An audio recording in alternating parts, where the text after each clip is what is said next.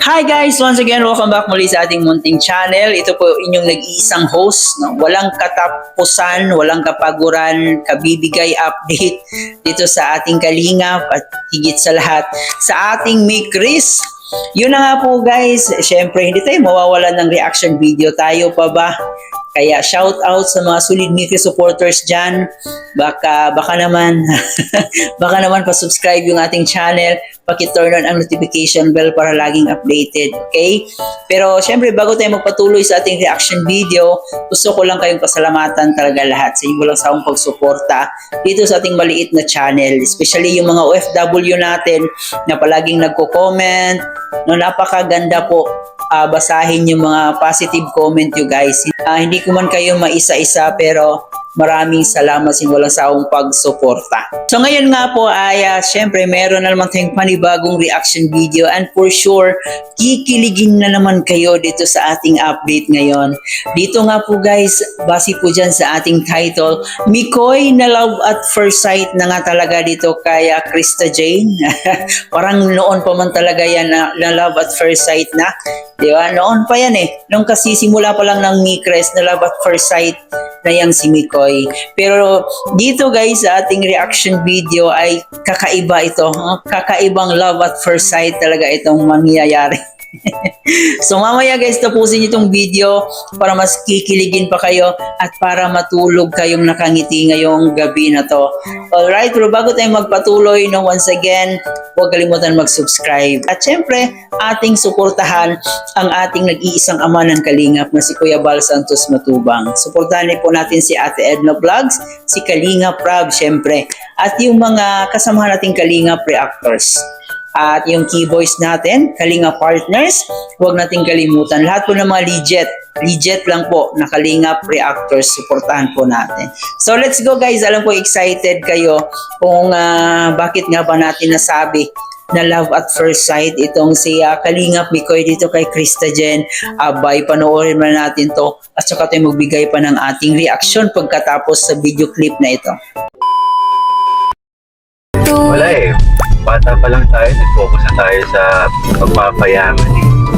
Siyempre, mas ano natin yung future, di ba? Yung pagkakaroon ng nandyan lang naman yun. Darating na din yan. Bata pa din naman ako. Pwede pa.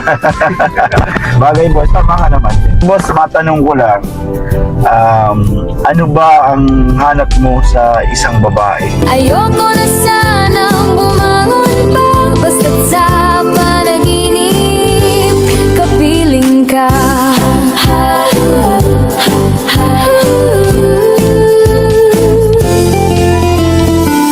Hetong ako nalilito, di ko alam. Mukhang tindera ng mga gulay. Kaya isa lang yan.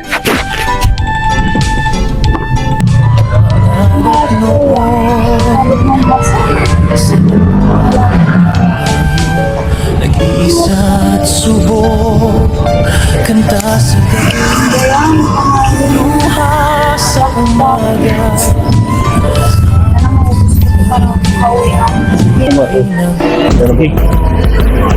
Lalay lang kayo.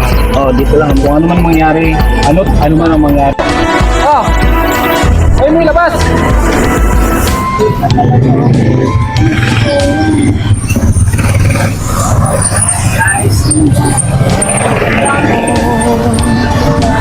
Sa entablado,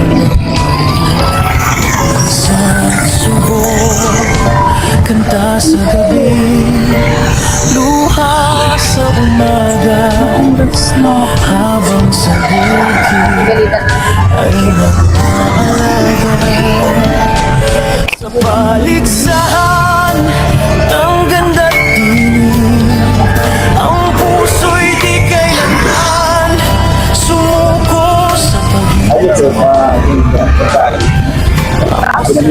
Ay huwag mapagod mangarap, hanggang liwanag ay tuluyang sumiklab. Ngayon nasa rampang may ilaw at saya, ang dating hamak ngayon'y diwata.